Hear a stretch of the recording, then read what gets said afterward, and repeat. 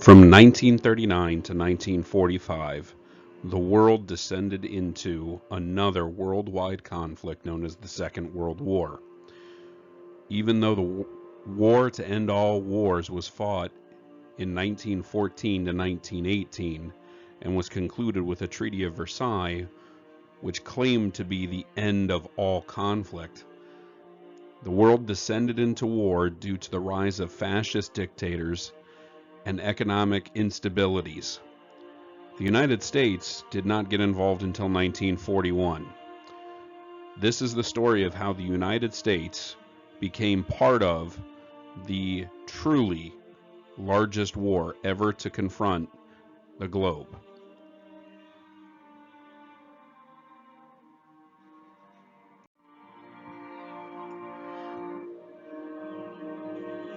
Of course, the conflict really stems from a larger global problem. The global problem, of course, was the continuation of a worldwide depression throughout the 1930s.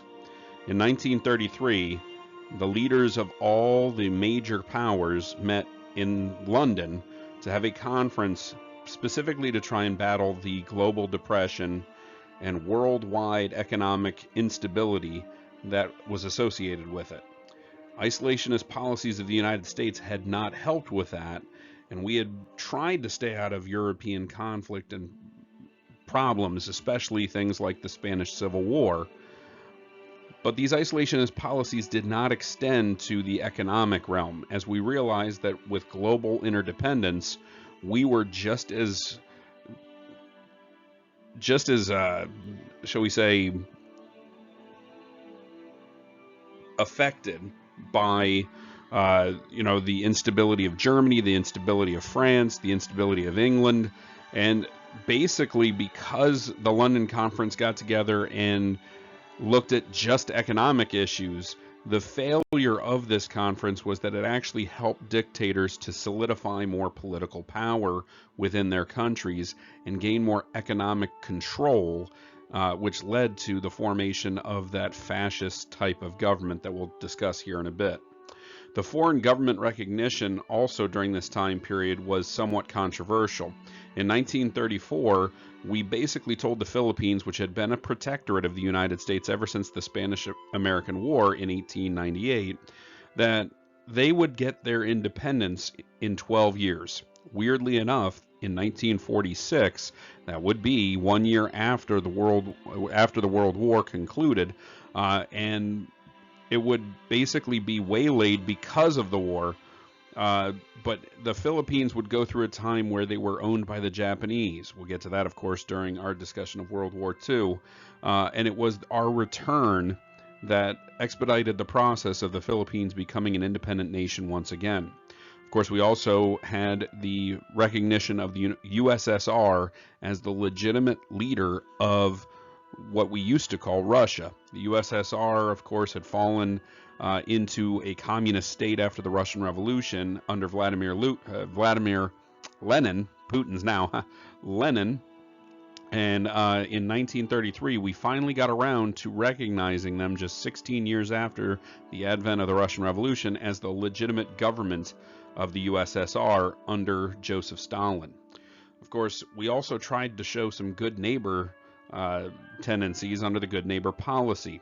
Good Neighbor policy was a non-involvement in Europe, a withdrawal from Asian affairs, what with our push for the open door policy in China and our push to get involved in Japanese markets. We withdrew from Asia under the Good Neighbor policy, trying to strengthen our ties to that region, at least economically. And then, of course, quote unquote, helping Latin America, trying to get more involved in helping them to develop democracies to combat the global communist regime, if you will. Of course, the results were not promising in the long term. Because of our non-involvement in Europe, it emboldened leaders like Hitler and Mussolini to consolidate power. Our withdrawal from Asia basically paved the way for Japan to do whatever they wanted, and helping Latin American countries was not always welcome, as our help sometimes allowed for dictators to rise in those regions as well.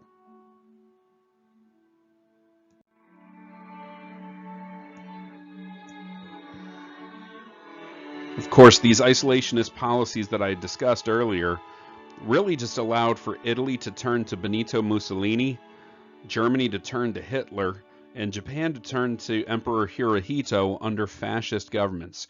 Now, what are fascist governments? These are governments that are set up to be so conservative that the state or the government comes before the people, the nation comes before the people.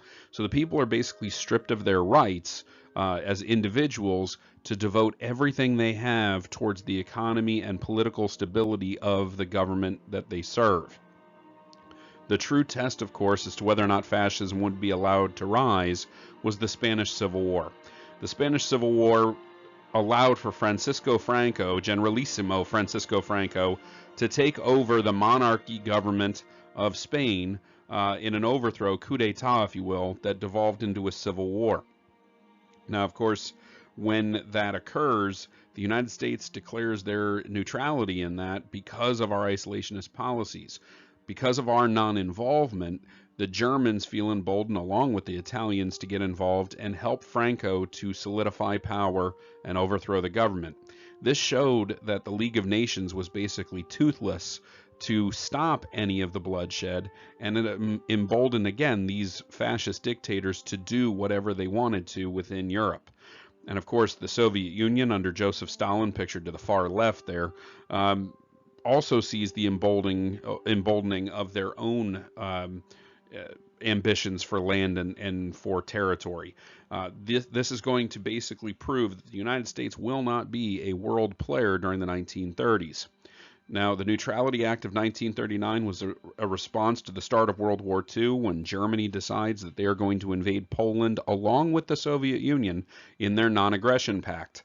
If you remember from your world history, that was where Hitler promised not to attack Stalin, and Stalin, vice versa, said the same. Now, of course, Hitler was going to go against that in the long run, but they did invade Poland, which was the final straw for the eventual what are known as Allied powers of England and France. They declare war on Germany after their invasion of Poland, and World War II officially begins in September of 1939. Now, prior to that, Hitler had, of course, been taking over land that had been Germanic in ethnicity or language, which had been allowed under the appeasement policies of the Prime Minister Neville Chamberlain. These fell into complete and total negative, shall we say, perspectives at that point, because Hitler had abused that privilege all the way through the 1930s, and it was the taking of Poland that eventually ended any sort of appeasement and went to war. Now, of course, this avoided war for the United States, this Neutrality Act, and it kept trade open, so we still felt that we could trade with whoever we wanted. The problem, just the same as it was in World War I, is that we seem to be aiding only one side. And when France falls to Germany very quickly within that first year because of Blitzkrieg, lightning war of Hitler, it becomes very apparent that without our help, the United Kingdom was going to fall victim just the same. This is not going to bode well in the long run, as Hitler feels that we are only aiding one side, and that is, in a sense, true. And it's going to push for him to find a way to get the United States either distracted or out of the war in general.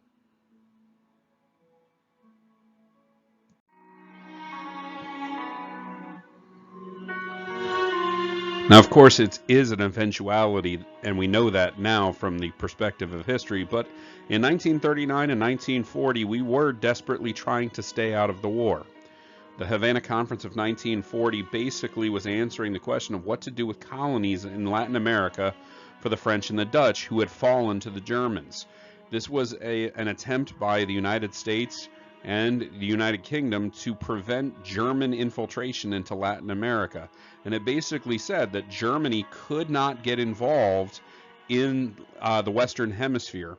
Now, weirdly enough, the Havana Conference, which of course Havana being in Cuba, was in the Western Hemisphere, and it basically was a continuation of our policies under the Monroe Doctrine, that any European power could not come over here and play around in our backyard without our saying it's okay.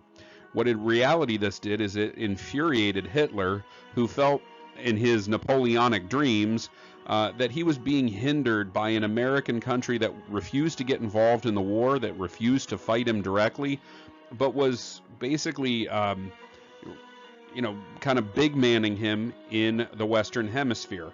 Now, this infuriates him to a great extent, but the Battle of Britain, of course, is going to push even farther.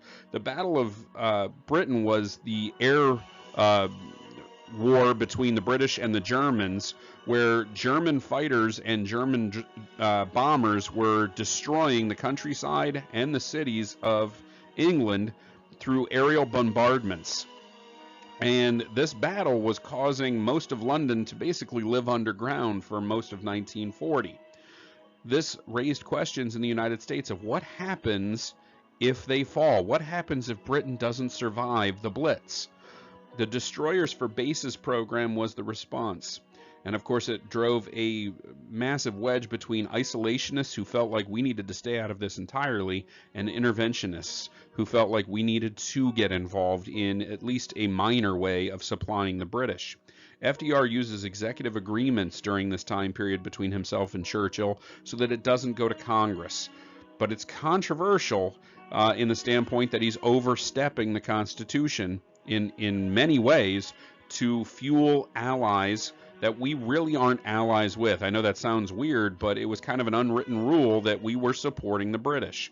The United States citizens, however, accepted this as they felt like Hitler was the problem and was going to become a problem for us if we didn't handle it over there. So many isolationists actually felt like this was the best way to do it.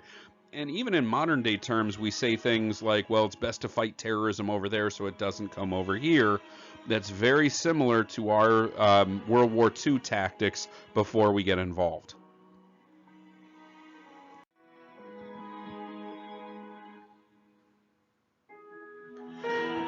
Now, in 1940, we held a presidential election, as we do every 4 years, and the Republicans came to the table with three major candidates available to them.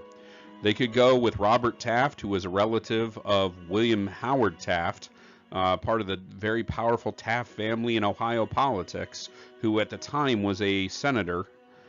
Thomas E. Dewey, who was the governor of New York, a very strong New York strain again, where you had FDR as the governor and then Thomas Dewey following him up, running for the presidency. Or you could have Wendell Willkie, another Midwesterner from Indiana, to run against the very powerful Democrats, who again put forth FDR. Now, FDR, of course, had won overwhelming victories in 1932 and 36, but he went for the unprecedented third term. No other president had ever successfully run for a third term of office. And of course, this violates Washington's two-term unwritten rule, if you will, of presidents. Now, the Republicans, of course, ended up deciding on Wendell Willkie of Indiana, thinking that Midwestern country values again would unseat FDR. Again, they were going back to what had failed them in Alf Landon's attempt in 1936. This idea that if they could get a Midwesterner to get the Midwestern farm vote, if you will, to go along with the industrialists of New England, that somehow they'd be able to curry favor and, unseat FDR. And while this is closer, of course, than the 1936 election with Landon, it's still an overwhelming victory for FDR in the Electoral College, as you can see. As much as the popular vote was closer, the Electoral College vote was not at all. And of course, why? FDR basically played up the idea that we were in the middle of a crisis moment. And he used the Woodrow Wilson tactic that, hey, up until this point, I've kept you out of war. But if you've been paying attention to your history by this point, you know that if a president says, hey, I've kept you out of it, I've done everything I can, I am the peace candidate, what's probably going to happen in the long run? Yep, we're going to get involved in the war. Now, to FDR's credit, it's going to be a pretty steady and pretty alarming reason as to why we get involved, as opposed to Woodrow Wilson's somewhat flimsy argument under the Zimmerman telegram in World War I. In World War II, we are brought into the conflict because we are attacked.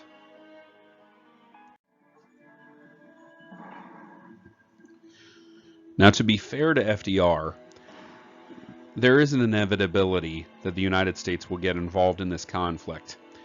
Partially his doing, of course, but there are going to be other issues as well. The Lend-Lease Act of 1941 makes the United States the, quote, arsenal of democracy. For years, we had been doing cash and carry as a program. The idea that we were not hiding anything from Hitler and being above board on our sales to the British or the French or whoever came to the table because they were paying for things in cash basically allowed us a way of skirting the law or international customs by basically saying that, yes, they were indeed paying for what we were giving them. But when the British start to run out of funds and run out of resources, we start to loan them tools of war. We start to loan them ships and planes and tanks and even tools of war that are things you wouldn't even think of. You know, the food or the provisions of the government, the people, even the military itself.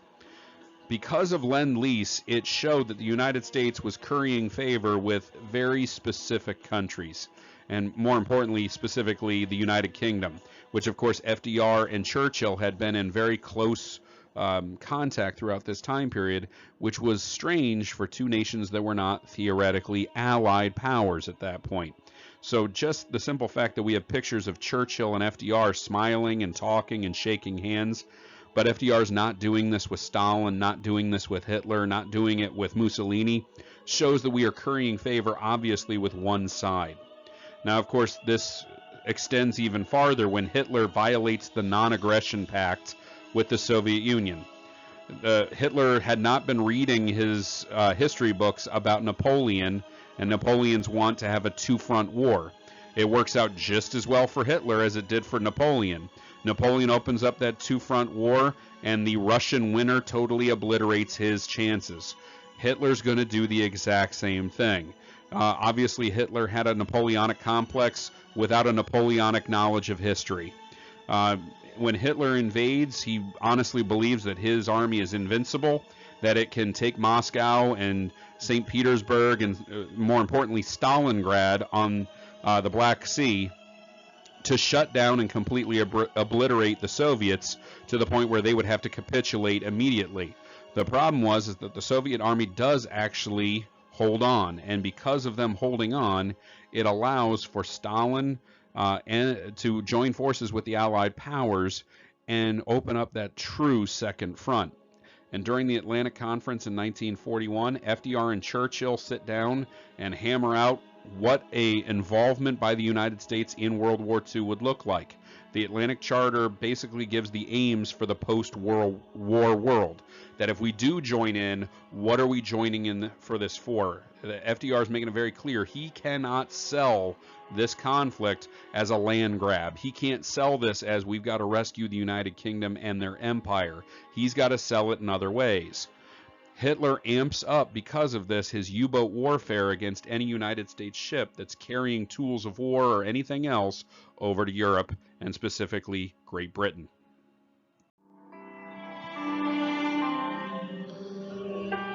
Now, of course, Japan throughout the 1930s had also been showing signs of aggression just like the Germans. In 1937, Japan attacks China. Now, China had been in the throes of their own civil war between Chiang Kai-shek and Mao Zedong over the control of that country. This, of course, had its roots in the open door policy of the early 1900s by the United States and England trying to get involved in the economic conditions of China. Japan exploited that by invading in 1937, and even though both forces called off the Civil War for their common enemy, they were so depleted in their resources and manpower that they stood little chance at stopping the flow of Japanese aggression into their country. Now, the Japanese had also taken Indochina, which is today Laos, Cambodia, Vietnam, because those had been French colonies, and when they conquered the French in the early stages of the war, they turned their attention to also seizing some of the colonies in that area. And since Germany wasn't going to take it, Japan stepped in. And Germany and Japan had formed, along with Italy, the Axis powers. The alliance of those three powers into the Axis powers allowed for them to also have a pretty strong presence within the world and an ability to respond to any regional outburst, if you will. And of course, the Japanese had their own problems with the United States, starting with our involvement in the Russo-Japanese War of 1905, when Roosevelt basically stopped the Japanese aggression against the Russians, to all of the things we had done throughout the 20s and 30s to limit their economic gains and their imperial aggression through embargoes against their products and seizures of accounts within the United States. We had certainly done our part in blocking any sort of growth by Imperial Japan. So when Hitler kind of floated the idea that they should get us involved in the war and strike a knockout blow against our own military, the Japanese really kind of jumped at the opportunity. And so started the plan to attack Pearl Harbor, the naval base in Hawaii. At 7 a.m. on December 7, 1941, the Japanese attacked using dive bombers, using torpedoes to go after our naval fleet. And it basically was at dawn. One of the best books I've ever read on the Pearl Harbor was a book called At Dawn We Slept, which basically showed what happened that day. Now, please don't watch the movie that this music playing behind me is from. That's from the movie Pearl Harbor. The best thing about Pearl Harbor was the music, unfortunately. If you ever want to watch a movie that actually tells a correct tale about Pearl Harbor, it's a movie called Tora, Tora, Tora, which was the Japanese call sign to begin the attack. The naval base was hit by about 180 planes at 7 a.m. In the attack, 2,400 were killed. About 1,200 were wounded or missing in action. And of course, 300 planes and 21 ships were damaged. Some of them, like the Arizona, were sunk within Pearl Harbor. If you go out to Pearl Harbor, even up until this day, you can go tour the Arizona Memorial, which there are still leaks, if you will, from the Arizona that you can see oil still seeping out from 1941 from that area. And they still do bury soldiers there. Anybody that served at Pearl Harbor that survived the attack and lived to now being in their 90s can petition to have their remains put into the Arizona along with their shipmates. There is a strong attachment to this site because, as FDR would say in his immortal words, this was a day that lived in infamy. America, of course, is going to enter the war after the surprise attack, but we find that we are not prepared for this right away. And America does enter the conflict with the British on the side of the Allied powers against the Axis powers.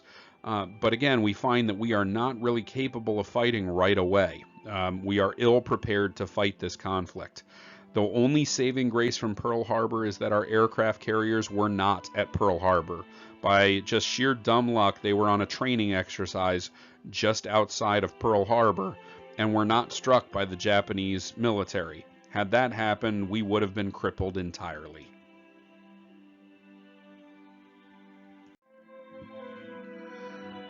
Now, of course, World War II comes as a shock to the United States, who many Americans believed we were staying out of it entirely. They had bought into this isolationist policy of the United States government all the way through. But even so, right away, there was national unity. The moment of Pearl Harbor unifies the country the way no other event could. And the effect was immediate. Many people, including both of my grandfathers, immediately felt the need to go down and enlist in the United States military. Many people did not wait for the draft to occur. They immediately signed up. And this is one of those events that everybody from that generation, from the World War II generation, remembers where they were when they heard about Pearl Harbor vividly. The event from my generation is 9/11. I remember vividly where I was. My parents' generation was the assassination of JFK. There comes a moment in every generation, unfortunately, where when you hear the news of something, you remember where you were and who you were around. And of course, Pearl Harbor is that. So while it does bring some unity, it does bring some problems with that as well. There was a severe backlash against Japanese Americans during this time period. And there was a push to move these people onto the West Coast, or out of the West Coast, I should say, into the interior of the United States out of fear that these people would sell out the United States government. Executive Order 9066 by FDR pushed for the removal of these people to internment camps. And internment camps, of course, are camps where Japanese citizens were placed because of the understanding that these people might be spies for the Japanese government. The claim after Pearl Harbor is many of these people in Hawaii had been colluding with the Japanese government to sell out information. Now, of course, the vast majority of the Japanese people who lived inside the United States were United States citizens. They were merely Japanese by ethnicity, and many of them had no ties to Japan whatsoever. So their removal caused a massive economic problem to these people and to the West Coast in general. But this was out of fear of these people that the United States government decided to do this. Now, Fred Korematsu decided to sue the United States government and say that the removal of him from his home and his private property was a violation of the Constitution. Now, in retrospect, we all can clearly look at that and say, yes, it definitely was. But in the environment of the time, the United States Supreme Court felt the United States had the right to remove these people out of necessity to the war effort, however you want to put it. And of course, it wasn't until 1988 that the United States government apologized to these people. Anybody that had been in an internment camp during World War II was issued a check by the United States government as a reparation for what they had gone through. But even so, the check was only about $20,000 comparative to what they had lost and the time that they had lost in their lives. It's putting a dollar amount on something that really is priceless. Some of these people lost their homes, many of these people lost their businesses, and of course it played into this fear inside the United States where some people never trusted the Japanese people again. One of them, believe it or not, being my grandmother. My grandmother also, all of her life, had kind of an unwritten or unsaid aversion to Japanese people, and it was from this mindset of the time period. Ironically, my grandfather, who actually fought the Japanese, did not feel this the same way against the Japanese people or Japan in general. So it's a very strange time period for many of these people. The environment was very toxic against these individuals, which led to internment. And of course, because of big government spending and the shock of World War II, New Deal programs had to be put on hold so that we could move into what is basically known as total war.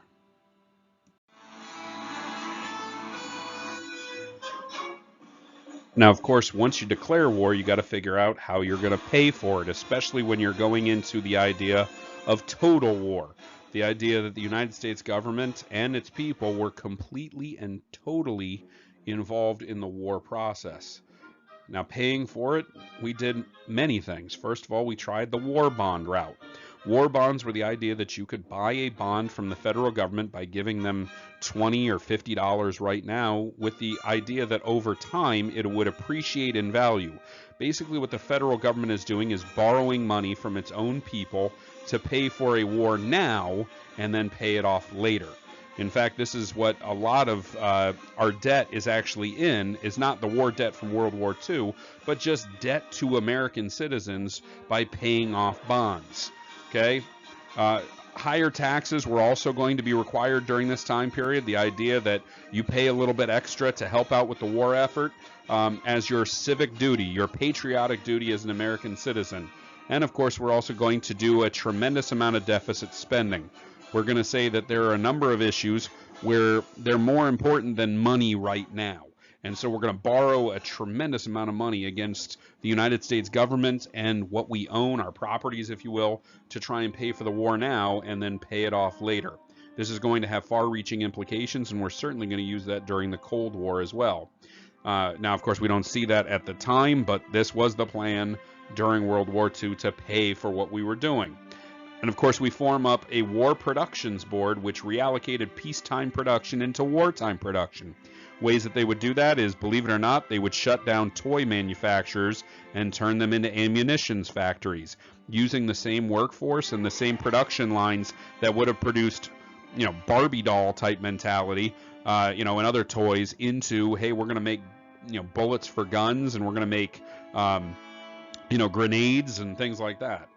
They're also going to shut down the Ford Motor Company up in Michigan and turn it into a place that's going to turn out tanks and planes. So this was a definite change to the United States, where our workforce is no longer turning out private property, but turning out property for the war effort.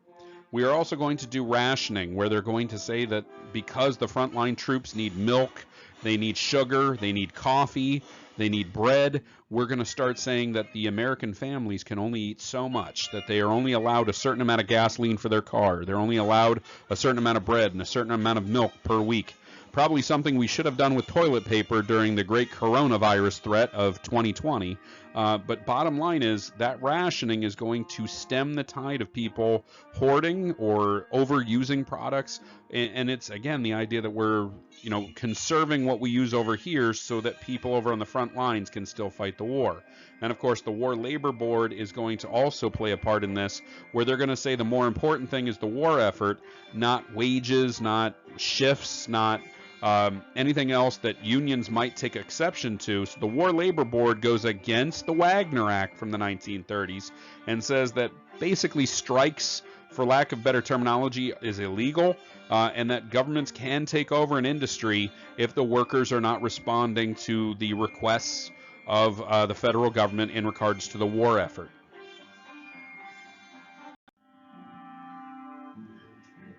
Now, of course, wartime society is going to change because of all these total war policies. We are going to see an influx of Mexican workers during this time period. Now, this influx is going to be due to the fact that most war-aged men in the United States are going to either enlist in the military or become drafted. So there were spots available within these total war situations. So these Mexican workers would come up specifically for the jobs on the docks or in the factories to try and turn out these machines of war and these tools of war and make a pretty decent amount of money in the process. Now, of course, females were also going to get involved, and the iconic Rosie the Riveter that's pictured here becomes not just a propaganda piece of the United States, but an expectation of women, that women should go out into the industry and earn their keep, if you will, and support their men and support the United States government and the war effort. Married women worked with the idea that if they worked, their efforts would cause for a quicker end of the war, a better result, and are bringing home of the American worker, if you will. And of course, at the end of the war, females were going to see a shift back to the pre-war economy, the idea that women should go home and tend to the house, tend to the kids, even though they had been an integral part of the war effort.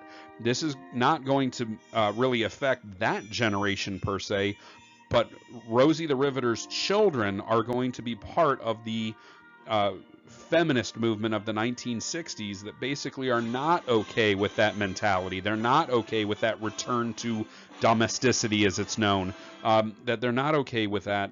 So the baby boomers, who were the babies born between 1946 and 1954, basically, which was my parents' generation, those baby boomers are not okay with the idea that women grow up to be mothers, to be wives, to be housewives. That's going to be a change because of the impact of Rosie during World War II. And of course, during this time period, urbanization and industrialization is going to kick into high gear, causing new cities to form. And many of these new cities were going to be in the South. Texas is going to see a flowering of Galveston and Houston. Dallas is going to grow in major leaps and bounds. New Orleans is going to become very important. San Diego and Los Angeles are going to be huge naval towns. Florida is going to sprout up in major ways. And these new cities and these southern industries are going to form out of necessity for the war effort. And of course, this is going to have a huge impact on minorities, as African Americans are going to find work in those factories. And of course, Mexicans are going to come across the border.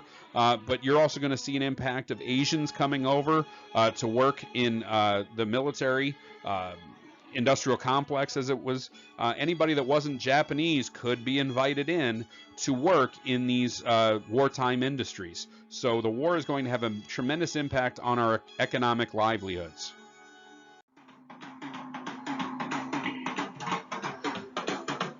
Of course, these economic changes are not going to be without some problems. And of course, in 1943, the Zoot Suit riots are going to occur in Southern California because of this influx of Mexican-American workers. These Mexican-American workers had not only come up to the United States to work for the War Industries Board or work on many of these naval bases.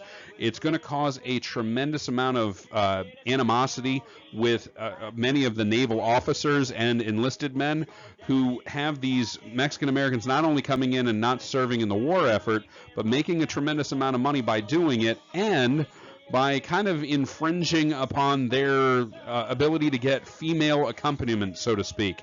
Many of these officers would go off, and enlisted men would go off to the bars and to the nightclubs where big band music like this is being played, and they're being outdanced and outschmoozed by these Mexican workers. Mexican workers had more money. Their money at the factories were more than what the enlisted men were getting in their duties to the Navy or to the Army at the time. And they were also wearing what were known as Zoot Suits. Zoot Suits were suits that were formed out of excess, shall we say, cotton and wool and other textiles, if you will, that were discarded, known as Army surplus, and they were fashioned into ill-fitting, almost kind of parachute pants style suits. You can Google search what Zoot Suits look like. They were very odd-looking suits, to say the least, but they became very popular within the Mexican-American workforce because they were cheap. They were cheap suits that could be worn out to these clubs, and of course provided a tremendous amount of leg room, if you will, so that you could do those dance moves without fear of tearing anything. So this new craze for Zoot Suits were what the riots that occurred afterwards were named after, because these enlisted men really didn't like and didn't cater to the idea that these Mexican Americans could come in and make more money, take their women, and kind of take over their societal values. So because of that, there were riots in the streets of LA and San Diego over these, shall we say, immigrants, if you will, taking the jobs, taking the money, and taking the women. Now, of course, African Americans during this time period are also going to push for their own rights. The Double V campaign that even Langston Hughes would have talked about, will V-Day be me day too? The idea of, is victory in Europe or victory over Japan going to be a victory for me on the home front? A. Philip Randolph is going to push for a march on Washington to push for the rights of African Americans within the United States government. And of course, they're going to push against soldier segregation, which was still happening, where African Americans only could serve in their own companies. They could not serve along with whites. And of course, they were given really odd jobs. They were given, cooks and battlefield cleanup and things like that. It was certainly not what they were expecting when they joined up. And finally, Native Americans during World War II were moving to the cities, and more importantly, moving into the military. And some, like the Navajo Code Talkers, would become integral to our defeat of both Germany and Japan during World War II by using their native languages to spread code and secret messages to the front lines, while the Japanese and the Germans had no way of knowing what they were saying.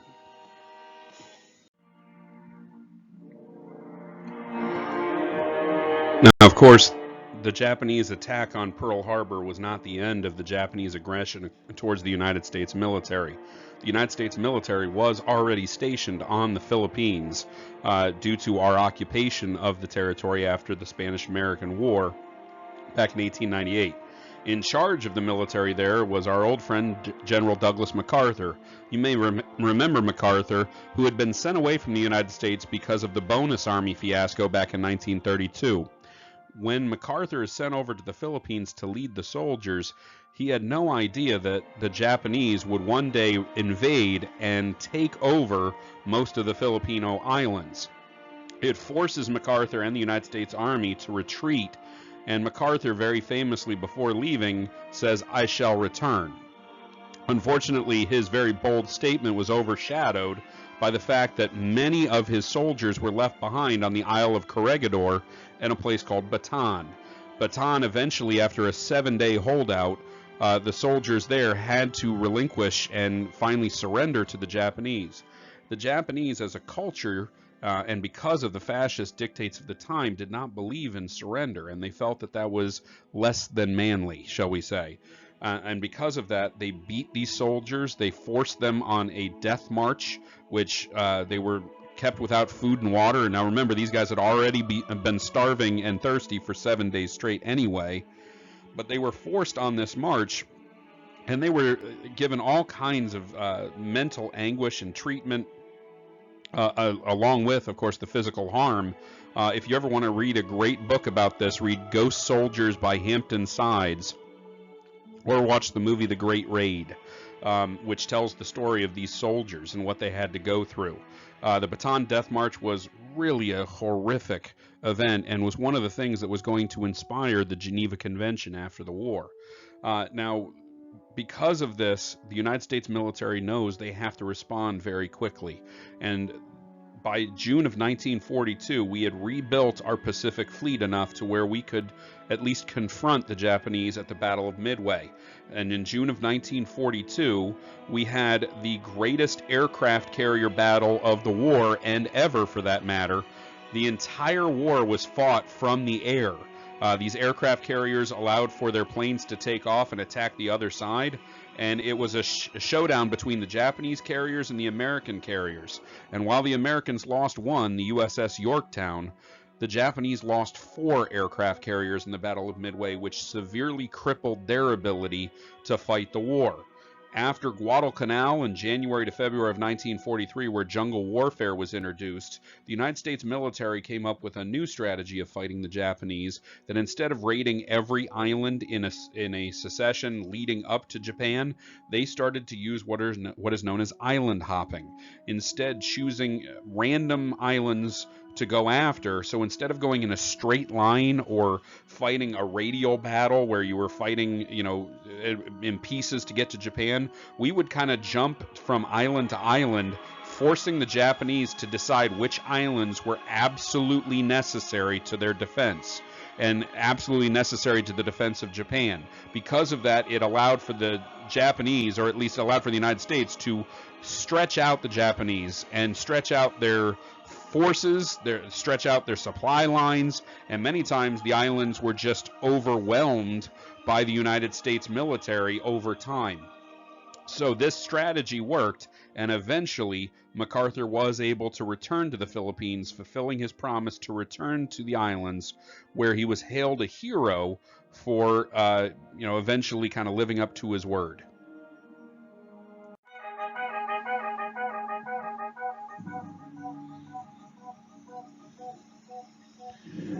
Now, of course, building up to invade Europe was going to take some time, but of course it had already been done, and at least the groundwork had been done and laid by the English during this time period.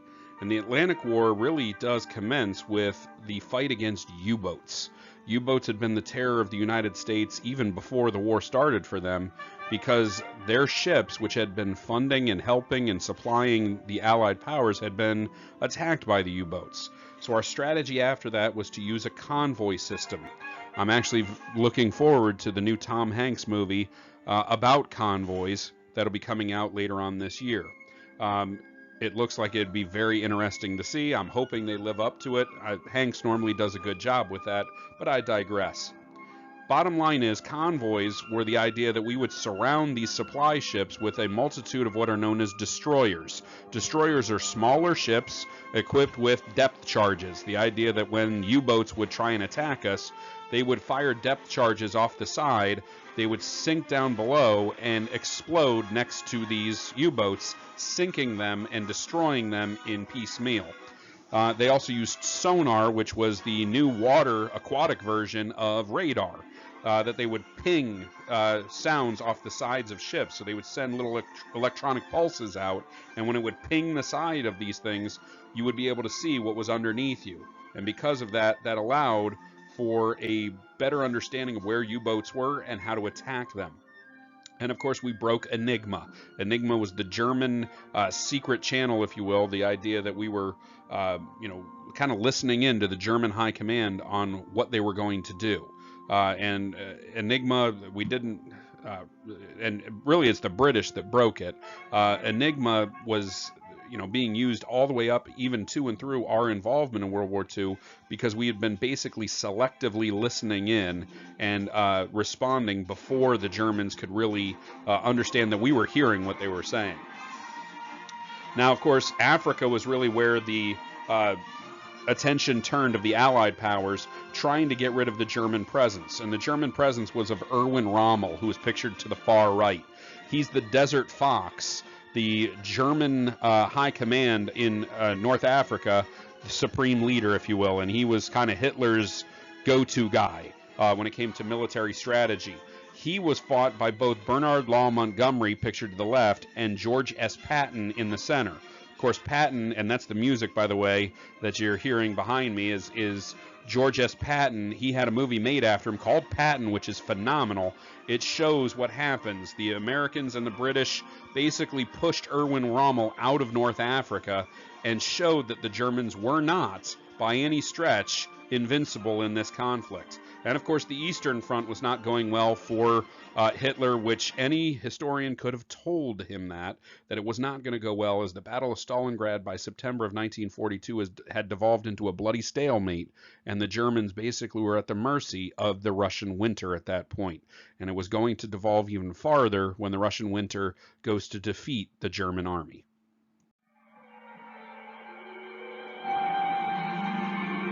After the German defeat in North Africa, the new Allied plan of action was to go under the soft underbelly of Europe. The idea is if we attack one of the Axis powers directly and basically disarm them, that the others would follow suit. The one they chose was, of course, Italy. Japan being as strong as they were, and Germany being the juggernaut that they were, the idea was, let's pick off the one we can. So in August of 1943, Patton and Bernard Law Montgomery, the two heroes of North Africa, invaded the Isle of Sicily, which of course is the island that the boot of Italy is kicking on the world map. Patton defeats Sicily in August of 1943 along with Montgomery. Of course, Montgomery will dispute that. Both Patton and Montgomery were kind of prima donnas of their own right. They both believed that they were the show, if you will, the heroes of the conflict. But because of this, Mussolini is actually overthrown and eventually is assassinated by his own people because they started to realize that the Americans and the British were coming, and that the Italians really didn't want to see their countryside torn apart. The problem was that the German army also happened to be in Italy, and they were not going to capitulate as quickly as the Italians were. So even though the Italians assassinate Mussolini, and many of them join the Allied fight to try and rid their country of the German presence, the German resistance is pretty dogged during that time period, and they have an uphill climb, quite literally, going after the soft underbelly. It doesn't seem so soft when they get up through the boot of Italy and are met by the Germans in full force, proving that the Americans and the British will have to find another route to Germany, because it's not going to be through Italy and the Alps.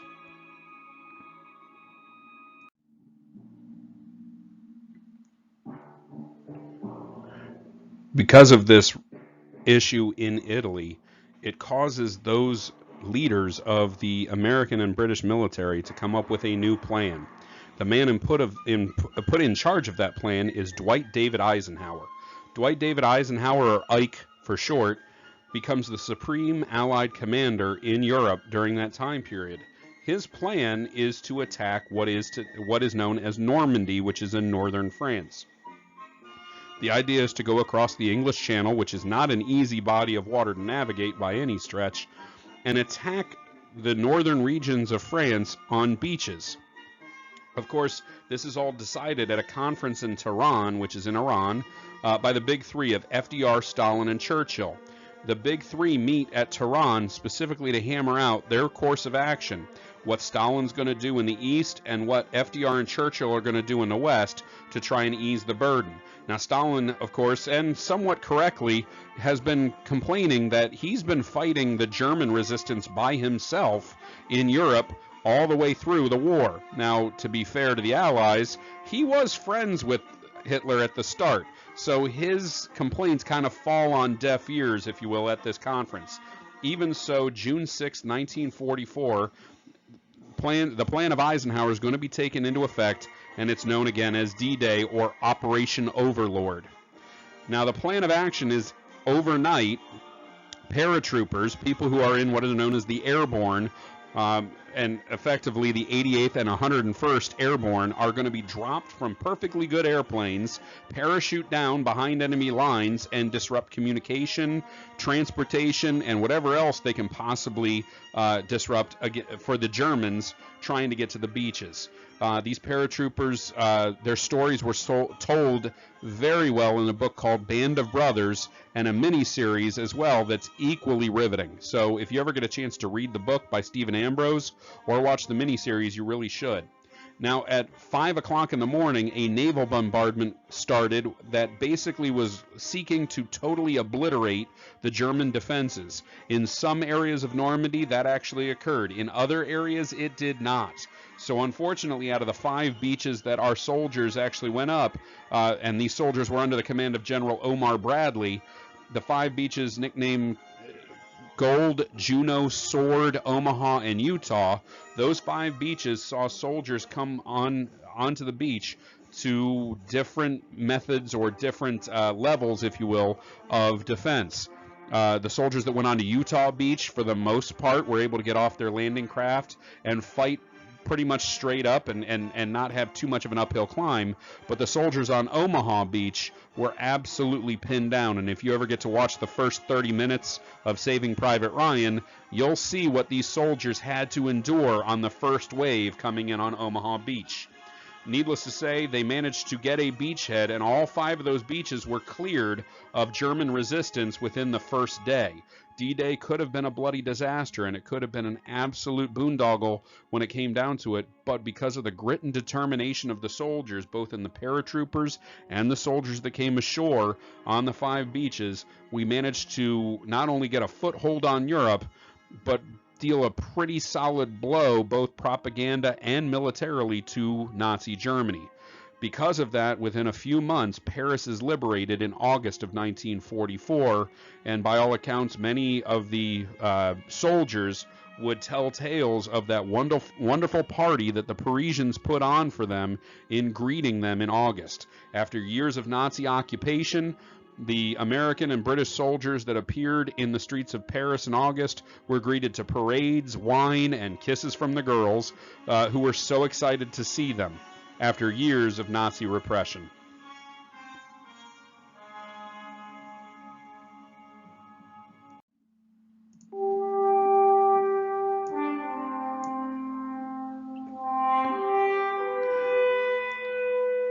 Of course, it was the success of these soldiers on D-Day and beyond that led in 1944 for another election to go the Democrats' way. The Republicans had turned to Thomas Dewey, thinking, all right, we've gone with a governor of Kansas, we've gone with a governor of Indiana, let's go with a governor of New York, thinking that's got to be the key. Well, sure enough, they put forward Thomas Dewey. They had thought about him in 1940, but in 1944 they thought they had an in, that there's no way they could go with FDR again. Well, sure enough, the Democrats decide, yes, we are. We're going to go with FDR for a 4th term of office. Now, at the time, of course, FDR not only was wheelchair bound from the polio back in the 1920s, but was suffering from massive health concerns, extremely high blood pressure, unbelievable bouts of depression, you name it, he was having issues. And even pictures would show that he was just not the same person he was back in the 1930s. Regardless, FDR was a symbol by this point of strength and American resiliency. So not surprisingly, FDR not only gains the nomination again, but he also gains the presidency. Now, the only controversy of the 1944 election was the vice presidency. The vice president initially for FDR way back in the 1930s was a guy named John Nance Garner. Now, he had been replaced in 1936 by Henry A. Wallace. Wallace had been the vice president for 2 consecutive terms and was widely considered to be the odds-on choice again, and most people knew that he would probably be president before FDR's term was up because, again, most people were aware that FDR was not doing well health-wise. Needless to say, Wallace was a devout, let's be honest, he was a communist.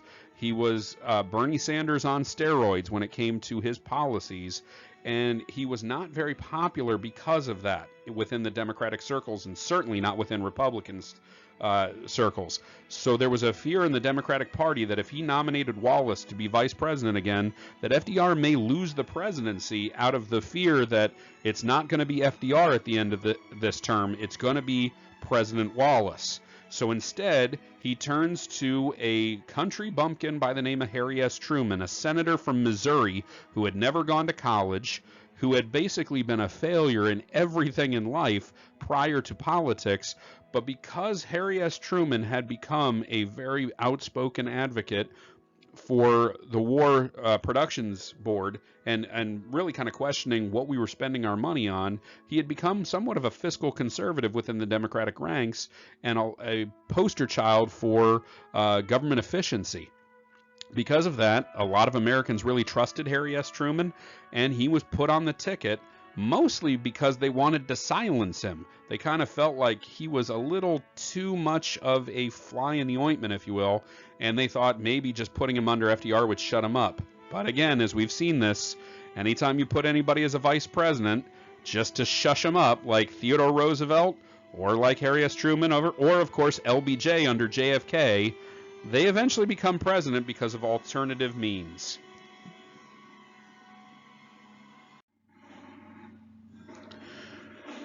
Of course, the last gasp of Adolf Hitler was his Battle of the Bulge in December of 1944. By that point, he was falling back into Germany. There really was no chance that the Germans were going to be able to win the war anymore.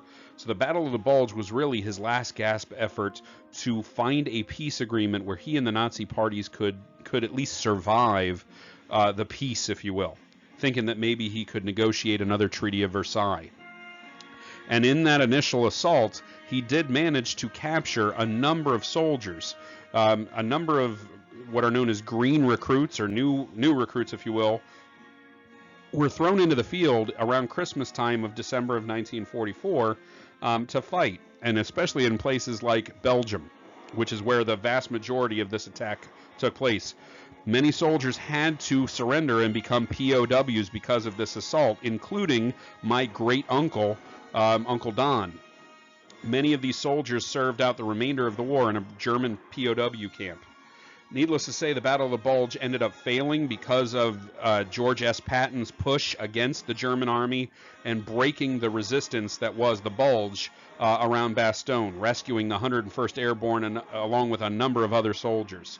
Victory in Europe came somewhat quickly after that. By March of 1945, they were bombing Germany and invading Germany. The Soviets had made Berlin by April of 1945, but of course, this was pales in comparison in America when FDR dies on April 12th. And a number of Americans really felt the sting of that. Harry S. Truman becomes the president after that, and just in the early stages of his presidency, he sees Hitler commit suicide, not personally, obviously, but Hitler commits suicide on May 1st, and by May 8th, we had victory in Europe.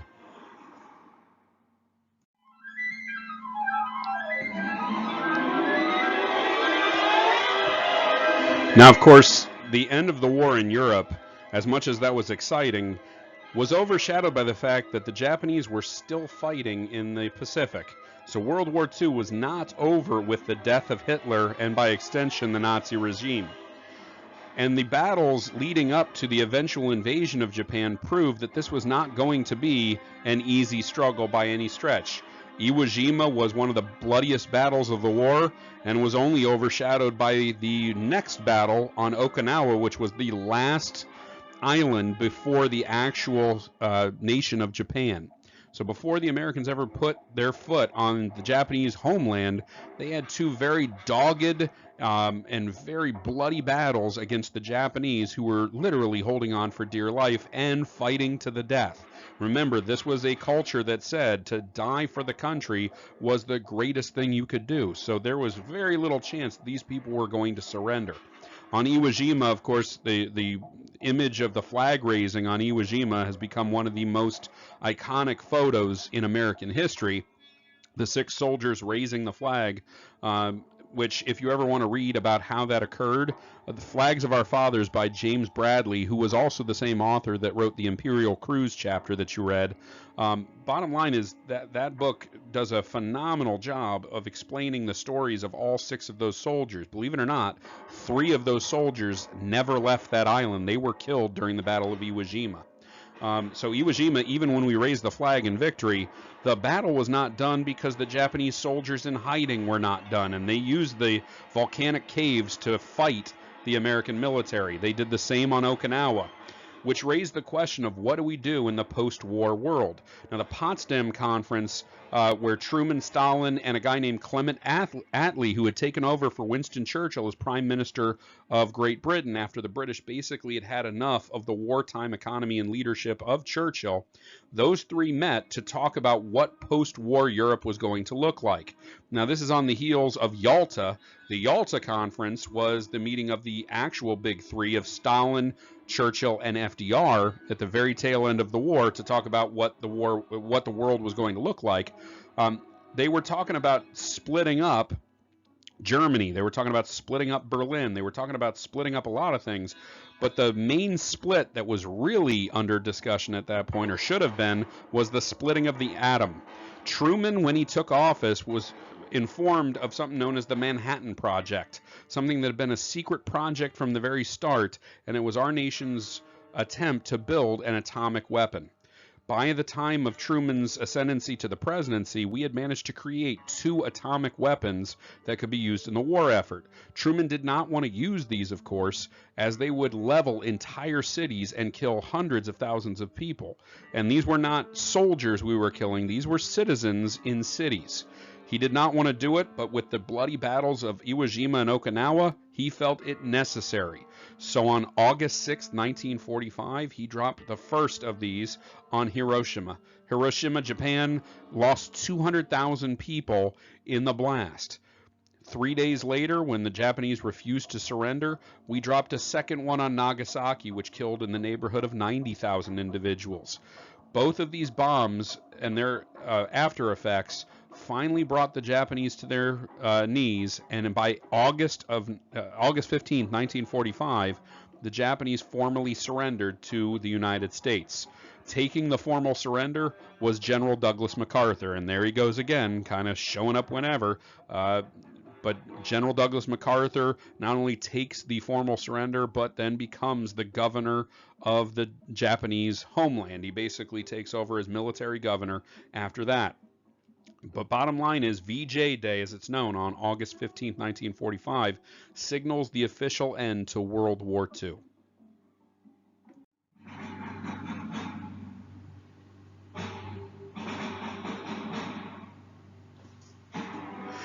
So as World War II ends, we have to ask ourselves the question of what did it do, what did it accomplish, and what were the far-reaching impacts?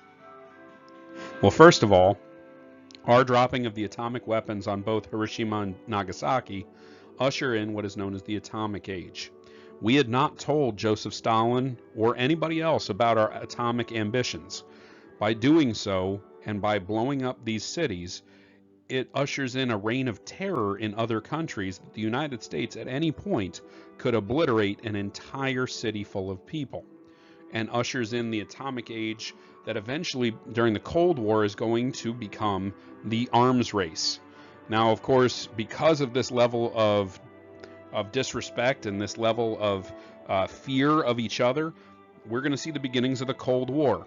We go from calling Joseph Stalin Uncle Joe and as an ally to he is now public enemy number one. This goes along with the whole mindset of my enemy is my friend. As long as Hitler was alive, we liked Joseph Stalin.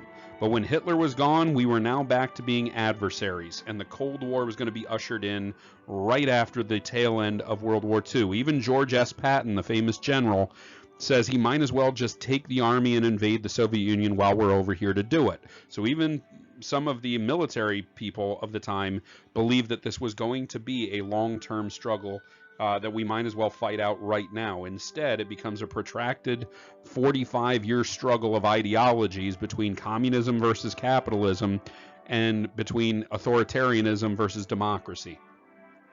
Of course, we have new leadership at the end of World War II. Harry S. Truman is going to take over as the President of the United States.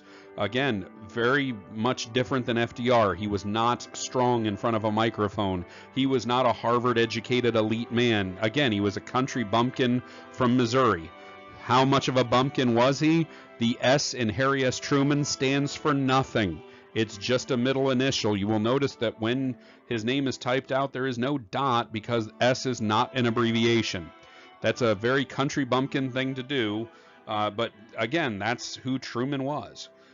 New leadership was also taking place in other locations as well.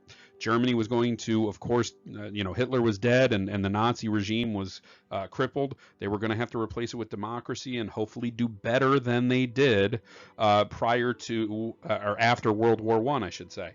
Now, of course, there are going to be some issues in other countries as well. Germany is going to be split because of World War II and because of the Cold War, where the Russians refused to give up what becomes affectionately known as East Germany and East Berlin. We refuse to give up West Germany and West Berlin. And that becomes a huge struggle during the Cold War. The discovery of the Holocaust was another absolutely horrific thing from World War II. Now, because this is an American history class, we don't focus on it, but the Holocaust as a event in world history has drawn a tremendous amount of scholarship because of the lack of understanding of the issue prior to it. Obviously, Hitler was anti-Semitic. Obviously, Hitler had been calling for the removal of the Jewish population, but most people around the world thought that meant moving them into ghettos or, transporting them to other locations. They did not know that that was the final solution of the Jewish question, the total eradication of the Jews of Europe. Now, of course, because of the war and because of horrific human rights abuses like the Holocaust, the United Nations was formed after World War II as kind of a League of Nations on steroids as well. The United States actually did join along with the Allied powers. The United Nations grows as a peacekeeping unit of the world, trying to avoid any sort of world war. And up until this point, knock on wood, they've been able to do so. There's been no World War III, even though we've tried many times to get to that point. Of course, the New World Order, the United States emerges as the superpower, but it's really more of a 1 and 1A type scenario. We are the superpower, but the Soviet Union is right behind us, and they will compete with us for the next 45 years on air superiority, on atomic and nuclear superiority, on space superiority in everything. We compete with them on everything, including things like boxing and basketball and hockey. I mean, we compete with them at the Olympics as to who's the best culture as opposed to who's the best athlete. And of course, the American home is going to change completely as well. A lot of soldiers during World War II returned to a different economy. A lot of women who had been working in the factories raised their daughters to not be okay with being a housewife. You see a lot of African Americans return and say, hey, we've just fought fascism, and yet you're okay with fascist type governors in the South that enforce Jim Crow laws. We look at the Holocaust and we say, are we really better with our treatment of the Japanese or the Native Americans or the African Americans or Mexican Americans? You name it. There are all types of questions about what type of society we're really coming home to and what type of society we really fought for.